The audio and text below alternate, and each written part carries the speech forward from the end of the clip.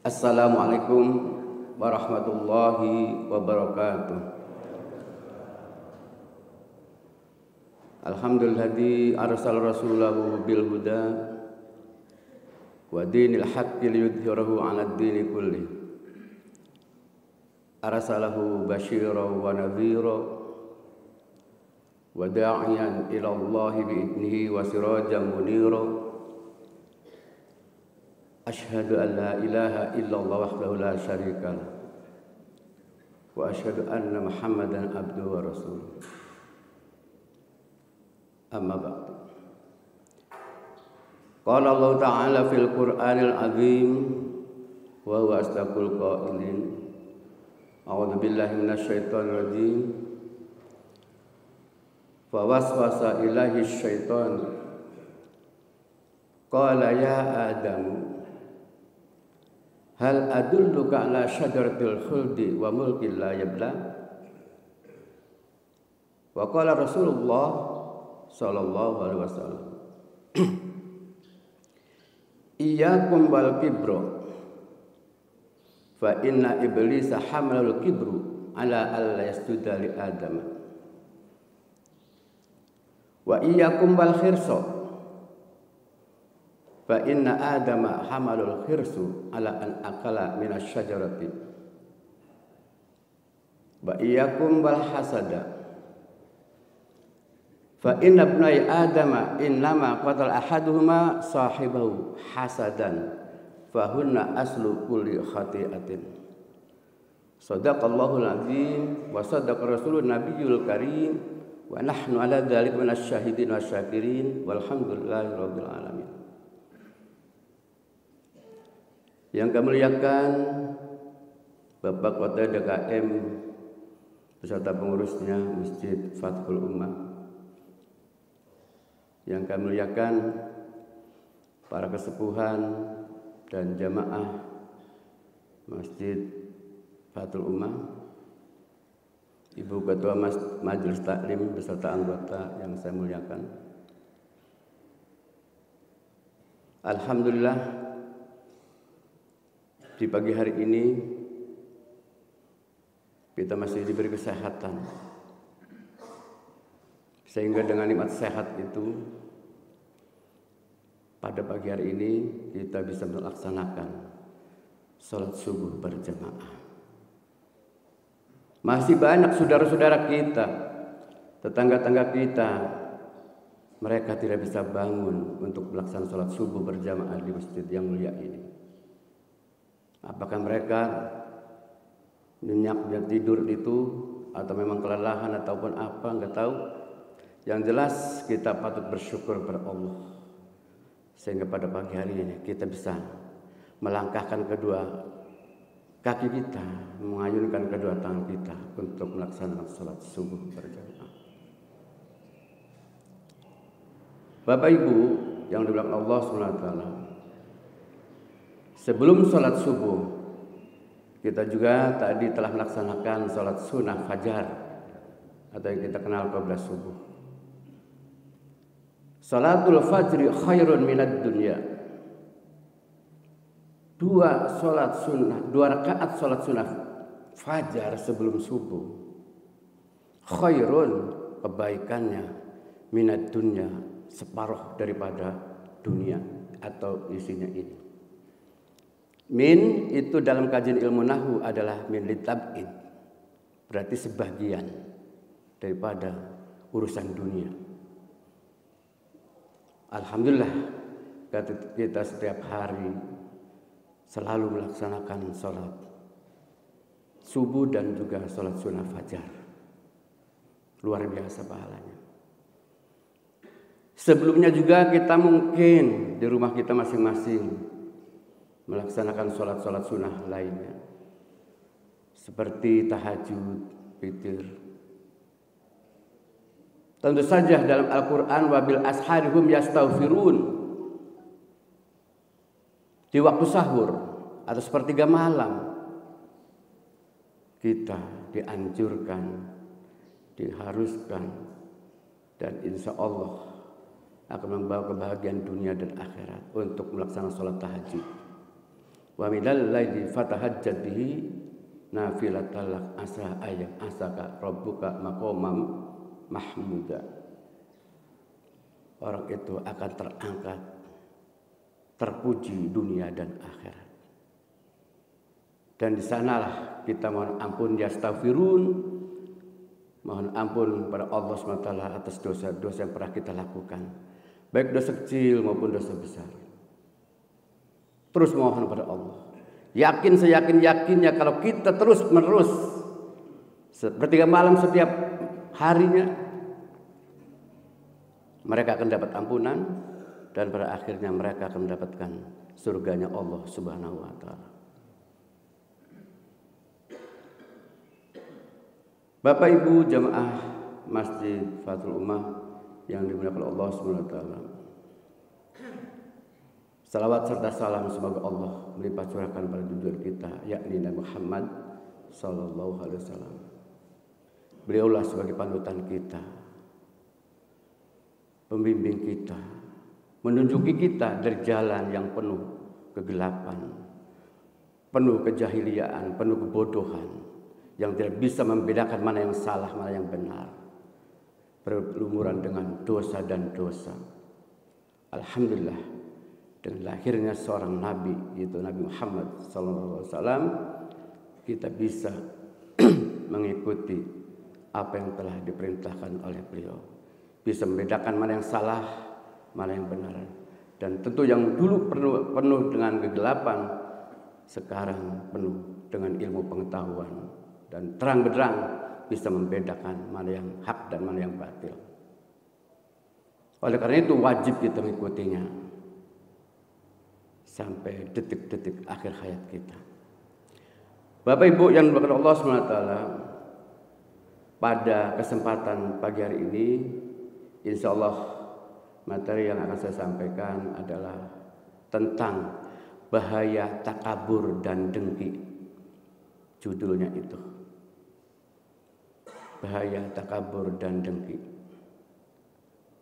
Dalam hadis disebutkan di dalam kitab Syarah Mukhtar Hadis, iyyakum wal kibru fa inna iblisa hamal kibru ala sudari Adam. Janganlah sekali kalian memiliki sifat takabur, sombong. Fa inna iblisa hamal kibru, karena sungguhnya sifat takaburlah yang mendorong iblis untuk tidak sujud kepada Nabi Adam.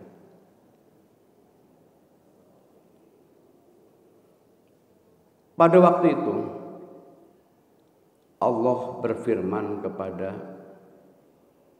para malaikat, disebutkan dalam surat Al-Baqarah ayat 30. A'udzubillahi minasyaitonir rajim. Wa idz qala rabbuka lil malaikati inni ja'ilun fil ardi khalifah. Qalu ataj'alu fiha may yufsidu fiha wa yasfiku ad-dima wa nahnu nusabbihu bihamdika wa nuqaddisu lak. Qala inni a'lamu ma la ta'lamun. Pada waktu itu Allah berfirman kepada seluruh malaikat. Kata Allah, inni ja'ilun fil ardi khalifah. Sesungguhnya aku akan menjadikan khalifah atau manusia atau Nabi Adam di muka bumi ini sebagai wakil Allah. Pada waktu itu yang pertama komplain, pertama protes, yang pertama tidak setuju seluruh para malaikat. Kata para malaikat waktu itu, qalu, mereka mengatakan atau menjawab, ataj'alu fiha may yufsidu fiha wa yasfiku ad-dima. Kata seluruh para malaikat, apakah engkau ya Allah akan menjadikan seorang manusia yang tentu saja manusia itu akan membuat kerusakan di muka bumi ini? Bahkan bukan begitu saja, wa yasfiku ad-dima, dan dia akan saling menumpahkan darah di antaranya. ternyata bukti usulan para malaikat dulu, manusia di alam dunia ini sudah ditebak oleh para malaikat bahwa manusia itu akan membuat kerusakan. Kerusakan di daratan, di lautan itu nampak. Zaharul fasadu fil barri wal bahri bima kasabat aydin nas liyudhiqahum ba'dal ladzi amilu la'allahum yarji'un. Nampaklah kerusakan di daratan dan di lautan. Ternyata hasil ulah manusia itu sendiri. Bagaimana kalau kita melihat banjir, longsor, dan macam-macam. Itu tidak henti-hentinya. Seperti itu kalau kita memandang, melihat kerusakan manusia di muka bumi ini. Juga bagaimana di lautan, terumbu karang, kikisnya, pesisir dan sebagainya. Bahkan pasir-pasir pun dikeruk terus tidak henti-hentinya. Bagaimana nanti nasib anak-anak cucu bangsa kita ini. Kalau terus-menerus manusia seperti itu membuat kerusakan. Belum lagi dari segi akidah. Akidah manusia. Kalau menurut perhitungan dunia, sensus penduduk dunia, jumlah penduduk dunia ini kurang lebih 7 miliar. Penduduk Islam kurang lebih 2 miliar. Penduduk Nasrani kurang lebih 3 miliar. Berarti yang 2 miliarnya campur agama-agama lain. Dan bahkan yang dari 7 miliar itu, yang 5 miliarnya itu adalah kafir. Berarti mereka dari segi akidah rusak. Menurut ajaran Islam. Karena Islam inna dina indallahil Islam. Sesungguhnya agama yang diridhoi oleh Allah SWT adalah Islam. Berarti penduduk dunia yang jumlahnya begitu banyak, kurang lebih penduduk Islam hanya 2 miliar. Itu nampak jelaslah dari segi akidah, dari segi lainnya manusia itu membuat kerusakan.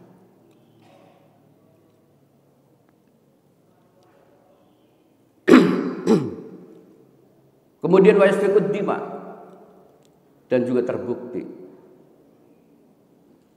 manusia selalu membunuh di antaranya. Kita kalau memperhatikan berita-berita, hampir mungkin kalau kita memperhatikan berita dimanapun, baik TV, media lain-lainnya, selalu pembunuh itu ada. Kayak gampangnya, murahnya nyawa manusia. Itu juga yang disampaikan oleh para malaikat kepada Allah. Wa yasfikud dima.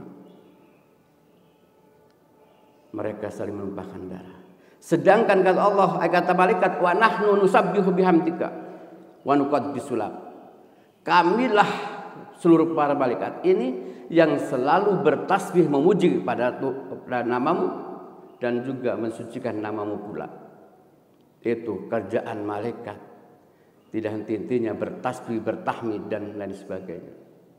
Memuji dan menyucikannya. Apa kata firman Allah yang berikutnya? Qala inni a'lamu ma la ta'lamun.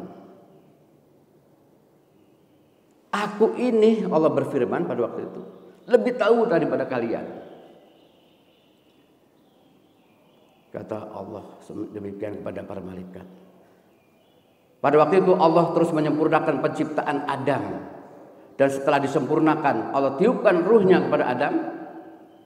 Jadilah manusia yang sempurna. Setelah Nabi Adam jadi, berwujud nampak manusia, Allah berfirman, surat Al-Baqarah masih ayat 3-4-nya. Wa qulna lil malaikati isjudu li Adama fasajadu illa iblis aba wastakbara wa kana minal kafirin. Dan ingatlah ketika kami berfirman, kata Allah, lil malaikati, kepada seluruh malaikat, usjudu, perintah Allah, amar, atau fil amr bentuk amr. Kata usul fikih al aslu fil amril wujub. Setiap amr, setiap perintah wajib untuk dilaksanakan dari Allah kepada hambanya manusia atau kepada malaikat dan sebagainya. Perintah Allah kepada malaikat, usjudu, sujudlah kalian, hormatlah kalian di Adam kepada Adam. Waktu tadi, waktu dalam penciptaan akan menciptakan Adam, yang pertama protes, yang komplain dan sebagainya dan tidak setuju adalah para malaikat. Tetapi begitu diperintahkan untuk sujud, untuk hormat kepada Adam, fasajadu, mereka sujud.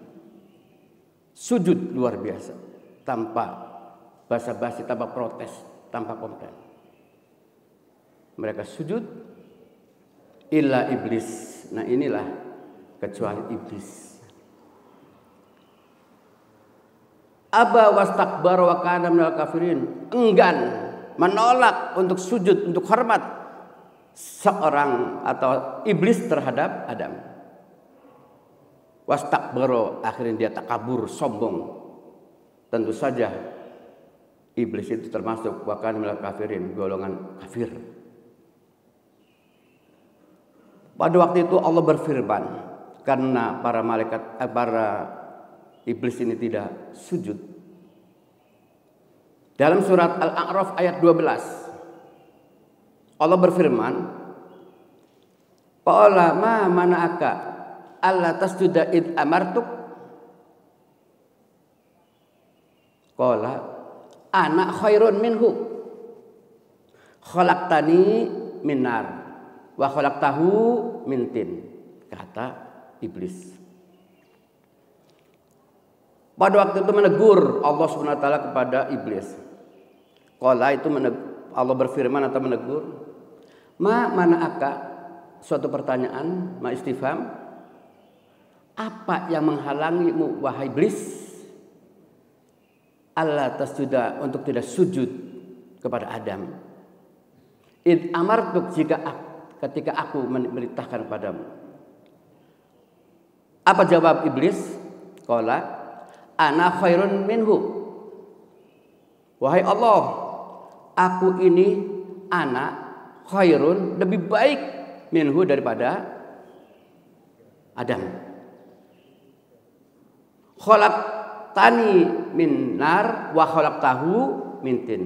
Karena engkau ya Allah menciptakan aku ini dari api, sedangkan engkau ya Allah menciptakan Adam dari tanah. Inilah sombongnya iblis. Untuk sujud, untuk hormat perintah Allah kepada Adam untuk hormat itu, tapi menolaknya, sombongnya, angkuhnya iblis ini. Manusia juga apabila agar menyembah Allah, agar tunduk kepada Rasulnya, para Rasulnya, kemudian enggan untuk tunduk, enggak mengimaninya, maka itu pun mereka manusia iblis. Seperti siapa? Qarun atau Fir'aun. Nabi Musa membawa agama untuk disampaikan kepada Fir'aun, tapi Fir'aun enggan untuk tunduk, patuh menyembah Allah dan hormat atau mengimani Nabi Musa itu sendiri.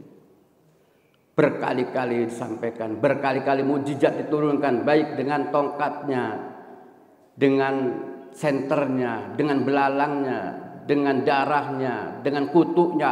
9 mukjizat itu telah disampaikan, tapi tetap kekeh tidak mau bersujud, tidak mau tunduk pada Allah dan Nabi Musa. Pada akhirnya ditenggelamkan di Laut Merah, dan disitulah ada pengakuan Fir'aun dan mengakui tobat, artinya mengakui dengan Tuhannya Musa. Itu yang diabadikan di dalam surat Yunus.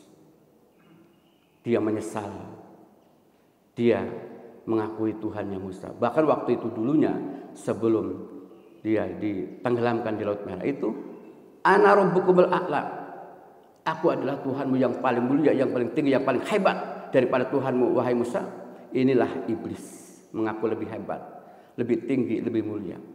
Jadi manusia juga kalau ada dirinya mengaku lebih hebat, lebih baik, lebih segala-galanya, tentu saja itu termasuk golongan iblis.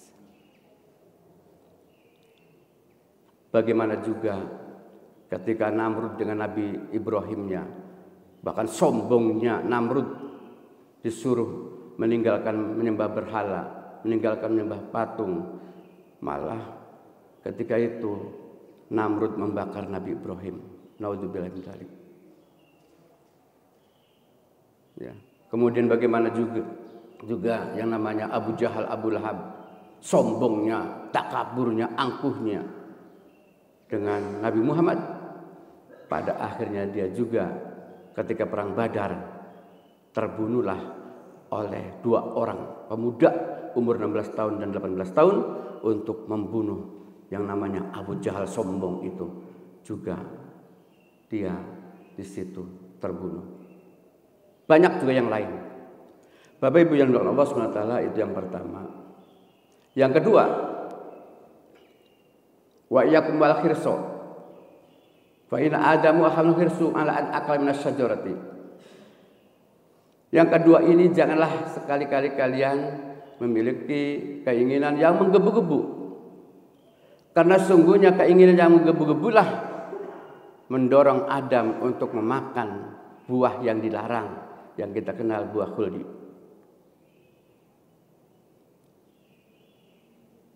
Ternyata disitulah setan ini luar biasa menggoda Adam, mengganggu Adam. Tergoda juga Adam. Di dalam surat Toha ayat 120 Allah berfirman, "Fawaswasa ilaihi syaitanu qala ya Adamu hal adulluka ala syajaratil khuldi wa mulkin la yabla." Waswasa yuwaswisu, setan membisiki, menggoda, menggelincirkan Nabi Adam. Selalu menggoda, mengganggu. Ya Adam, kata setan, maukah aku tunjuki kepadamu pohon yang akan melanggengkan selamanya dan tidak akan pernah binasa di surga ini.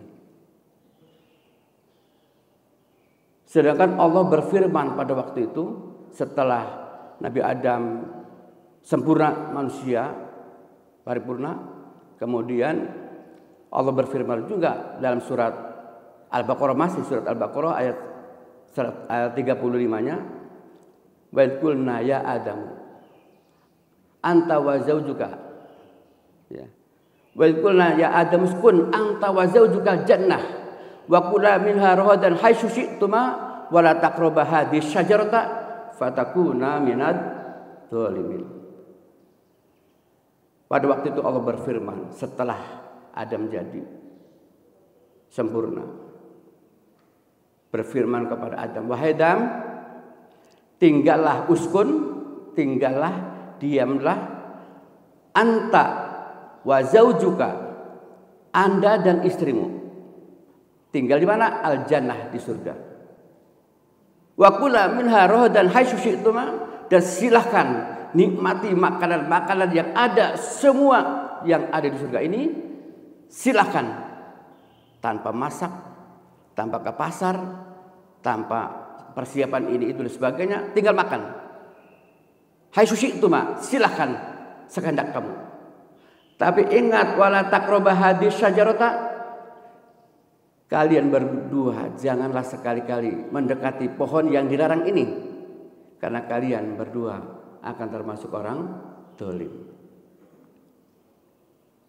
Karena setan begitu menggodanya, mengganggunya, tergelincir juga Adam dan Hawa. Terutama ya tentu saja yang menggoda, yang dimasuki setan itu adalah istrinya. Sekuat apapun seorang suami biasanya, kalau sudah istrinya merintih-rintih ya, atau mengharapkan sesuatu, tidak tega seorang suami. Akhirnya suami menuruti istrinya, mendekati di situ, ternyata terjerumus memakan buah khuldi itu. Bapak Ibu yang dirahmati Allah Subhanahu wa taala, begitu juga kepada kita. Kalau kita mempunyai keinginan yang menggebu-gebu padahal itu bukan miliknya dia, atau hal-hal yang negatif, perbuatan maksiat itu menggebu-gebu, pasti di situ setan lagi menggodanya. Dan insya Allah pula akan tergoda dia. Bagaimana orang yang terjerumus kemaksiatan, baik mabuk-mabukan, perzinahan, korupsi dan lain sebagainya, padahal mereka itu bukan haknya. Semua itu bukan haknya. Tapi karena keinginan yang menggebu-gebu, akhirnya terjerumus juga. Ya, terjerumus. Kalau keinginan yang menggebu-gebu itu hal-hal yang baik, yang positif, itu dipersilahkan. Yang baik, pengen sholat setiap saat, setiap waktu kita pengen sholat berjamaah di masjid. Dan akan melaksanakan sholat rawatibnya, qoblah dan ba'danya. Dan akan melaksanakan sholat-sholat sunnah di malam harinya. Keinginan seperti itu, insya Allah baik. Karena hal-hal yang positif. Dan insya Allah akan membawa kebahagiaan dunia akhirat. Tapi kalau yang hal negatif, yang tidak baik, maka disitulah setan cepat sekali menggodanya, mengganggunya. Ya bahasa kitanya apalagi kita gitu. Tapi kan itu sekedar dari Allah Bapak Ibu ya. Apalagi kita, Nabi Adam aja tergoda. Bahasa kitanya kan gampangnya.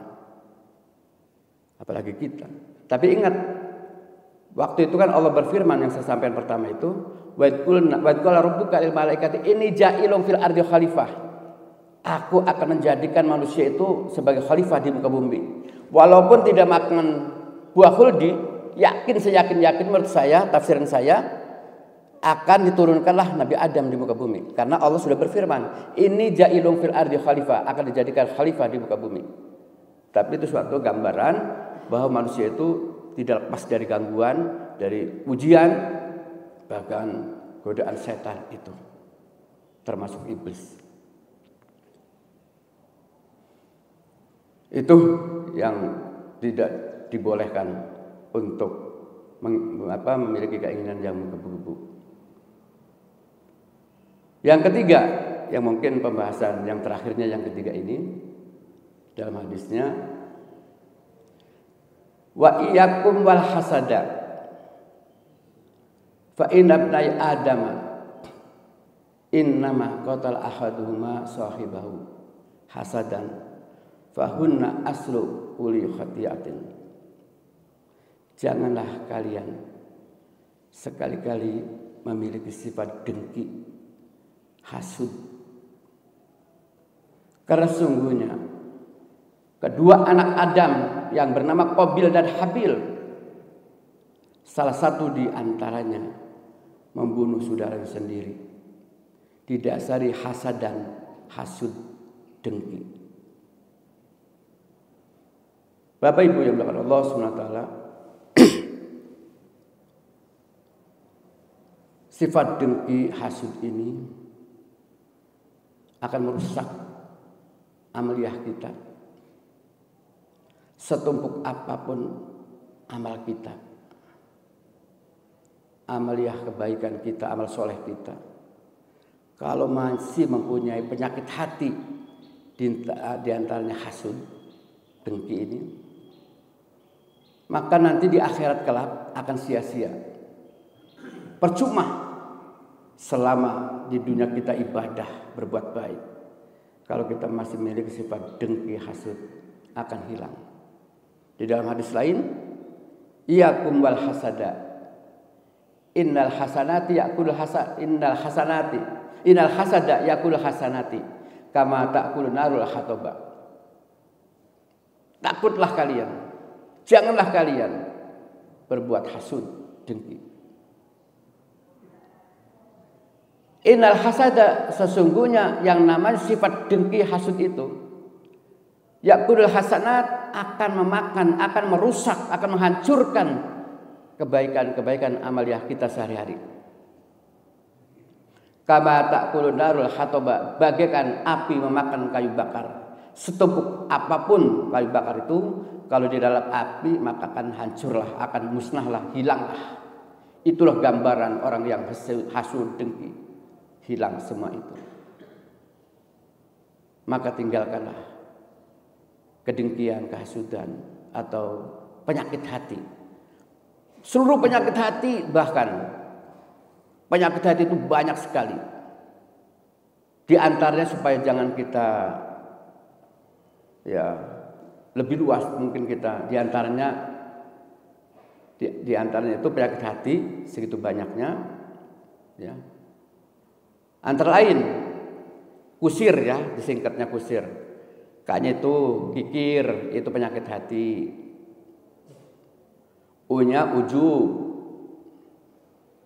S-nya sombong, I-nya iri hati alias dengki tadi, R-nya riya, pengen dipuji dan lain sebagainya. Itu penyakit hati. Masih lagi banyak penyakit hati lainnya. Kalau masih ada penyakit hati di dalam benak, di dalam dada kita, bersemayam pada diri kita, insya Allah sedikit apapun, sekecil apapun katanya, orang tersebut tidak akan masuk surga. Karena masih memiliki sifat atau penyakit hati. Karena di surga itu sudah nggak ada penyakit hati lagi. Allah suci, surga suci, dan Muhammad suci, malaikat suci. Mana mungkin manusia banyak kotorannya akan masuk surga? Tidak mungkin. Sebelum barangkali disiksa dulu atau dimasukin neraka dulu.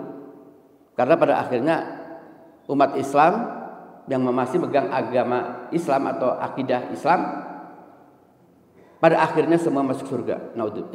Nantinya ya, pada akhirnya masuk surga. Tapi naudzubillah min daliknya, kalau orang yang banyak berdosa, yang tidak bertobat dulunya, akan direndam dulu di neraka. Kalau untuk orang kafir tentu saja khalidina fiha, neraka itu selama-lamanya. Tapi untuk orang Islam, karena atas syafaat Rasulullah dan memohon kepada Allah SWT agar umatnya dicabutan dari neraka. Naudzubillah min dzalik.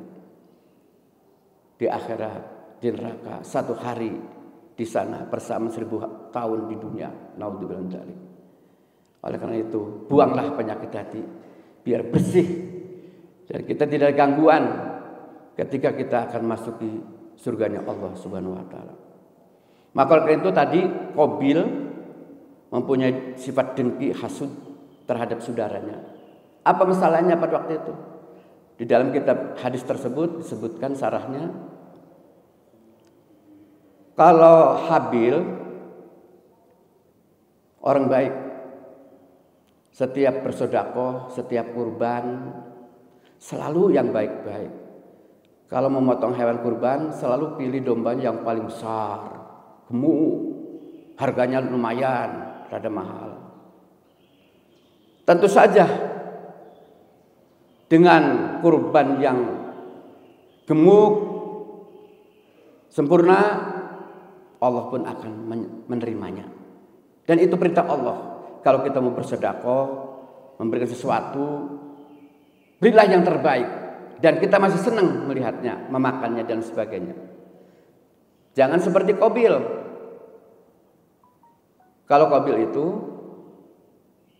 setiap memberi sesuatu, setiap sedekah, bahkan setiap kurban, cari hewan kurban yang paling kurus. Cari hewan kurban yang paling murah. Ya tentu saja. Sampai hari ini pun, sejak Nabi Adam sampai hari ini umat Nabi Muhammad, kita dianjurkan setiap kurban untuk mencari hewan kurban yang baik, yang gemuk, yang banyak dagingnya, dan resep dilihatnya, dan harganya juga lumayan. Itu sejak dulu sampai hari ini. Yakin dan saking yakinnya Allah akan menerima kurban kita. Dan itu yang dilakukan oleh Habil. Kalau oleh Qabil tadi cari yang kurus-kurus, yang murah-murah. Tapi kalau minta bagian, pengennya minta yang paling banyak, daging yang paling bagus, padahal punya sendirinya paling jelek gitu. Nah ini akhirnya ada sifat dengki, iri kepada Habil ya. Akhirnya dalam surat lain disebutkan nafsu daripada Qabil ini ingin melenyapkan, ingin membunuh Habil. Tentu saja dengan niat buruk, niat jahat dan mempunyai keinginan yang menggebu-gebu tadi. Akhirnya setan masuk ke dalam diri Qabil dan disitulah dibisiki oleh setan, bunuhlah dia. Lenyapkanlah dia, hilangkan dia. Akhirnya nafsu jahatnya, nafsu amarahnya itu benar-benar terjadi untuk membunuh Habil. Babi bilang Allah SWT, pertama pembunuhan yaitu dilakukan oleh Qabil kepada saudaranya, didasari dengki hasud. Berarti Qabil hari ini yang sudah ada di alam barzah, setiap ada pembunuhan, setiap hari ini, setiap saat ini, berarti Qabil mendapatkan royalti bagian dosanya sepanjang dunia ini masih ada. Karena dalam hadis sebutkan, siapa yang memberikan contoh yang baik, diikuti oleh berikutnya hal-hal yang baik itu, maka dia akan mendapatkan bagian pahalanya. Begitu juga sebaliknya, barang siapa yang melakukan kejahatan, keburukan, kemudian diikuti masa berikutnya, maka dia juga akan mendapatkan keburukan. Nah, oleh karena itu, Bapak Ibu, kalau kita mau memberikan contoh-contoh, janganlah contoh yang buruk, janganlah contoh yang jelek, karena khawatir akan diikuti oleh generasi kita dan kita akan mendapatkan bagiannya atau dosanya. Kalau bisa, berilah contoh-contoh yang baik. Bagaimana kita suka silaturahmi, bagaimana kita tutur kata yang baik, bagaimana memberikan hal-hal yang positif pada masyarakat kita, lingkungan kita, keluarga kita. Insya Allah akan diikuti oleh saudara kita, tetangga kita, dan teman kita kebaikan-kebaikan itu, dan insya Allah pula akan mendapatkan pahala. Itu barangkali Bapak Ibu kurang seperempat jam 6. Barangkali kalau ada satu pertanyaan barangkali silakan, kalau nggak ada ya cukupkan sekian. Ya, Pak. Waalaikumsalam.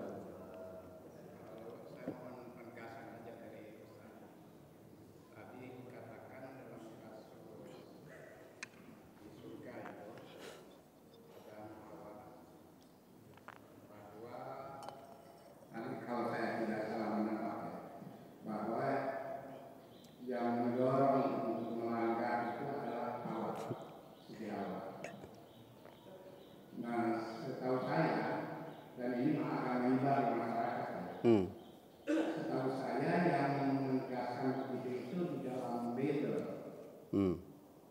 Sedangkan di dalam Al-Quran itu tidak, setahu saya, itu dalam Al-Quran tidak disebutkan bahwa yang mendorong pelanggaran itu Siti Allah. Ya. Karena di situ fa'azalahuma syaitan. Jadi setan itu menggoda dua-duanya. Jadi berarti kesalahan itu bukan kesalahan Siti Allah, tapi memang Adam dan Hawa. Ya. Jadi saya mau Ya. Pak Yai bagaimana dengan Ya. dalam surah Al-A'raf ayat berapa itu? Ya. 11. 12. Ya. Terima kasih. Ya. Ya, memang dalam Al-A'raf 12 qala ya. Dalam surat Al-Baqarah ayat ininya 37 tadi, fa'azallahuma syaitanu, menggelincirkan setan itu kepada keduanya. Humanya itu memang kembali kepada dua orang. Humanya itu, huwa huma hum. Jadi humanya itu kembali kepada kedua manusia, yaitu Adam dan Hawa. Di dalam Al-Quran memang jelas seperti itu, Pak. Ya, di dalam Al-Quran jelas yang menggelincirkan Hawa dan Adam itu setan, bukan terdorong dari Hawa.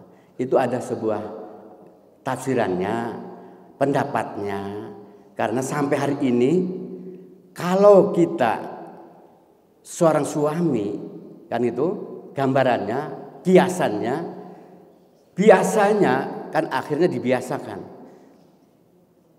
terdorong dari dorongan seorang istri. Jadi secara gamblang Al-Qur'annya tidak ada. Tidak ada. Karena fa'azallahuma syaitanu itu artinya menggoda dua orang itu, memang betul. Ya. Tapi karena penafsiran atau kiasannya sampai hari ini iman seorang suami dengan seorang istri biasanya lebih kuat daripada suaminya untuk menahan hawa nafsu itu. Jadi itu suatu tafsiran saja Pak, bukan dalam Al-Quran. Ya, jadi ya betul dalam Al-Quran itu fa'azallahuma syaiton itu dua orang humanya itu kepada Adam dan Hawa. Gitu. Terima kasih Bapak. Ya dengan ilmu sorofnya itu karena huma itu adalah dua orang Adam dan Hawa. Itu hanya kiasan saja Bapak gitu ya. Oke Bapak, mangga. Ibu-ibu barangkali tersekat? Ya mangga.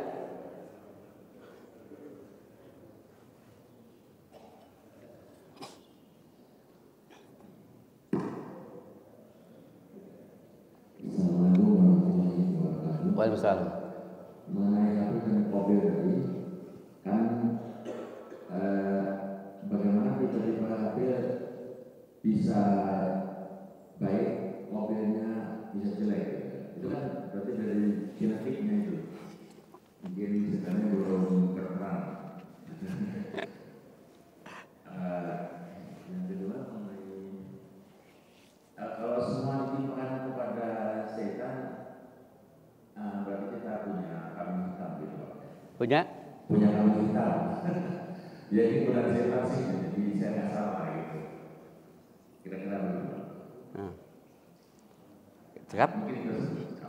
Yang kedua itu jangan dekat-dekat Pak. Itu apa kurang jelas? Yang kedua itu. Yang kedua itu Barusan. Ya. Jadi kita melihat banyak orang yang baik dan banyak orang yang buruk. Itu benar dari seorang diri. Oh ya. Jadi kalau kita semua ditimpakan kepada setan, kasihan juga ya. Yang kedua, setan itu sebenarnya masih mau sujud kepada Allah. Manusianya nggak mau sujud kepada Allah, ya ada yang kayak gitu. Jadi walaupun setan itu hanya bertugas untuk membunuh kita, tapi sebenarnya dia itu masih tunduk kepada Allah. Begitu. Genetik dari seseorang Pak ya. Kok orang tuanya nabi, anaknya bisa berbuat jahat Pak ya. Itu udah ada contoh yang disampaikan oleh para malaikat tadi. Malaikat memberikan gambaran manusia itu akan membuat kerusakan, akan membuat atau menumpahkan darah. Itu udah malaikat pun ngewanti-wanti seolah-olah gitu ya. Padahal Allah lebih tahu kan gitu kata Allah. Nah kalau seperti itu, kalau orang tuanya baik, harus anaknya baik. Lah setan gak ada kerjaan waktu Pak. Nggak ada neraka lagi Pak.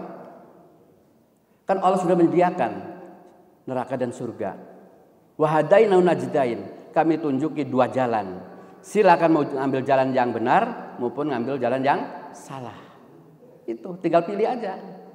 Berarti Qabil memilih jalan yang salah. Karena dasarnya dengki tadi, hasadan, hasud. Maka jauhilah hasud itu, dengki itu. Biasanya terhadap kita juga saudara-saudara kita di antara satu keturunan ada sifat itu Pak. Sok kalau kita perhatikan. Lihat saudara-saudara kita, terutama di kampung kelihatan sekali. Di antara satu keturunan atau satu nasab ada di antara itu. Bahkan ada juga saudaranya sendiri disantet Pak. Karena dengki. Itu mah sudah jelas. Artinya Allah sudah memberikan jalannya. Ada jalan yang baik, ada jalan yang buruk. Dan Qabil itu sebagai contoh. Dan itu diawali oleh malaikat yang tadi protes tadi. Dan menumpahkan darah itu Allah juga para anak malaikat juga sudah berikan gambaran, ternyata bukti juga gitu. Ya tinggal menahan diri kitanya ada Pak. Kalau kitanya mengikuti jalan yang baik dan terus kita berusaha untuk menjalankannya, makanya kita sholat itu ihdinas siratal mustaqim Pak. Setiap saat, setiap rakaat ihdinas siratal mustaqim, tunjuk ya Allah jalan yang lurus. Itu. Karena banyak saudara-saudara kita yang terjerumus. Gitu. Baik segi akidah maupun perilaku perbuatan-perbuatan kejinya. Makanya kita alhamdulillah masih bisa melaksanakan sholat karena selalu minta petunjuk dari Allah SWT. Yang kedua tadi yaitu Pak, jadi setan udah terus kerjanya gitu, kerjanya menggoda manusia, ya, menggoda manusia. Kata Bapak tadi, setan ada yang mau tunduk. Yang namanya setan mah sudah nggak ada tunduk Pak. Ayah Pak nggak mau sujud lagi sudah. Iblis setan itu sudah nggak. Kecuali jin. Kalau jin mah ada Islamnya atau sujudnya. Makanya di sana kan walaqad darokna li jahannam katsiran minal jinni wal insi. Yang akan memadati neraka jahanam itu dari golongan jin dan manusia. Jin itu seperti iblis atau setan tadi. Manusianya seperti Fir'aun, Qarun, Haman, Abu Lahab, Abu Jahal, Namrud dan lain sebagainya. Itu. Jadi di sanalah Allah sudah memberikan contoh gambaran. Tinggal pilih aja kita. Makanya bayangkan yang saya gambaran tadi 7 miliar kurang lebih manusia, kok yang beriman kurang lebih 2 miliar Pak. Bayangkan yang 5 miliarnya. Mereka milih jalan yang salah. Milih jalan tauhid, jalan yang salah, sesat. Barangkali itu Pak. Ya. Tersekap? Cukup Pak ya? Ya, sekian terima kasih. Ya, subhanakallah wa bihamdika asyhadu an la ilaha illa anta astaghfiruka wa atubu ilaik. Wassalamualaikum warahmatullahi wabarakatuh.